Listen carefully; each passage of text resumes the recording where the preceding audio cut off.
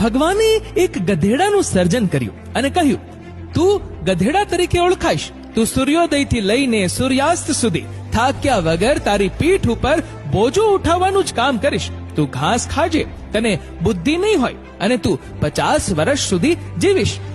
ગધેડો બોલ્યો, હું ગધેડો થયો એ બરાબર છે, પણ પ્રભુ 50 વર્ષનું આયુષ્ય ઘણું બધું કહેવાય.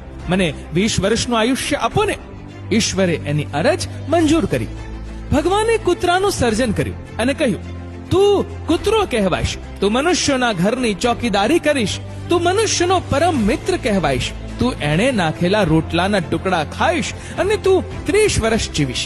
કૂતરાએ કહ્યું, હે પ્રભુ, 30 વર્ષનું આયુષ્ય તો ઘણું કહેવાય. 15 વર્ષ રાખો ને. ભગવાને મંજૂર કર્યું. ભગવાને વાંદરો બનાવ્યો અને કહ્યું, તું વાંદરો કહેવાઈશ. તું એક ડાળીથી બીજી ડાળી પર જુદા જુદા કરતબ કરતો કૂદાકૂદ કરીશ અને સૌને મનોરંજન પૂરું પાડીશ. તું 20 વર્ષ જીવીશ. વાંદરો બોલ્યો, 20 વર્ષ તો ઘણા કહેવાય. પ્રભુ, 10 વર્ષ રાખો ને. ભગવાને મંજૂર કર્યું. છેલ્લે ભગવાને મનુષ્ય બનાવ્યો અને એને કહ્યું, તું મનુષ્ય છે. પૃથ્વી પર તું એકમાત્ર બુદ્ધિજીવી પ્રાણી હોઈશ. તું તારી અક્કલના ઉપયોગ વડે સર્વે પ્રાણીઓનો સ્વામી બનીશ. તું વિશ્વને તારા તાબામાં રાખીશ અને 20 વર્ષ જીવીશ.